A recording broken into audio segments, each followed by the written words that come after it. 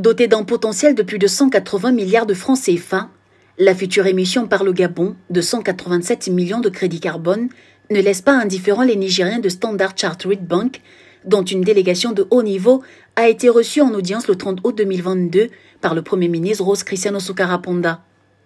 Les autorités gabonaises avaient annoncé en juillet dernier l'émission de 187 millions de crédits carbone, dont 90 millions seront vendus sur les marchés de compensation avant la conférence des Nations Unies sur les changements climatiques.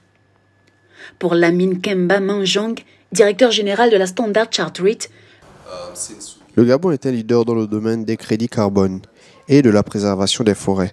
Notre banque souhaite soutenir le gouvernement en mettant en valeur ses richesses. Nous souhaitons aussi accompagner le gouvernement dans son processus de monétisation et réaffirmer notre engagement pour le gouvernement non seulement en tant que banque, mais aussi en tant que partenaire. Un crédit carbone est une unité équivalente à une tonne de CO2 évitée ou séquestrée.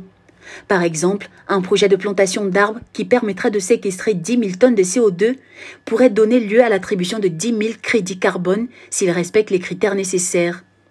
Les forêts gabonaises séquestrent chaque année plus de 100 millions de tonnes nettes de carbone. En juin 2021, le Gabon avait reçu 17 millions de dollars de compensation versés par l'Initiative pour la forêt d'Afrique centrale, soutenue par plusieurs gouvernements européens.